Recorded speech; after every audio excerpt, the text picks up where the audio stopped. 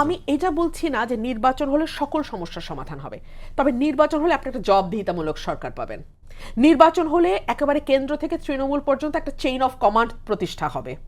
নির্বাচন হলে আইন শৃঙ্খলা রক্ষাকারী বাহিনী জানবে যে কারা অপরাধের সঙ্গে যুক্ত, এবং যে দলটি নির্বাচিত হয়ে আসবে তারা যদি শক্ত অবস্থান নেয় যে আমরা অপরাধের পরিচয় দেখব না, আমরা অপরাধের আর্থিক সামাজিক রাজনৈতিক পরিচয়ের দিকে বায়াসড হব না, আমরা প্রশাসনকে দিয়ে শক্ত অ্যাকশনে যাব, সেটা যেই দলই নির্বাচিত হয়ে আসুক, ক্ষমতায় যাক, তারা যদি এই শক্ত স্ট্যান্ডটা নেয়, আপনি বিশ্বাস করেন দেশের চেহারা পাল্টাতে বেশি দিন লাগবে না। আমি আপনাকে একটা কথা বলি, এই যে ৩৬৫ দিনে ৩৭০টা মব, তার কারণ কি জানেন? কারণ সরকার ভেতর থেকে চাই মবটা থাকুক, এতে সরকারের অনেক লাভ। সরকারের তো কোনো তৃণমূলের কর্মী বাহিনী নাই, সরকারের তো কোনো দল নাই, সরকারের তো কোনো অঙ্গ সংগঠন নাই।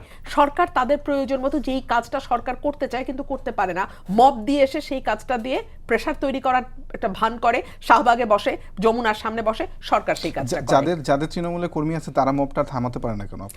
পারে না কারণ আমরা তো ক্ষমতায় নাই, আমরা তো ক্ষমতায় নাই। এই কাজটা তো পুলিশ প্রশাসনের। আর মব তো কোনো পলিটিক্যাল পার্টি স্পেসিফিক্যালি আপনি যদি বলেন সবচেয়ে বেশি মবের সঙ্গে কারা যুক্ত, এটা কি আমরা জানি না? এটা কিন্তু বড় রাজনৈতিক দলগুলো নয়, এটা কিন্তু প্রতিষ্ঠিত রাজনৈতিক দলগুলো নয়।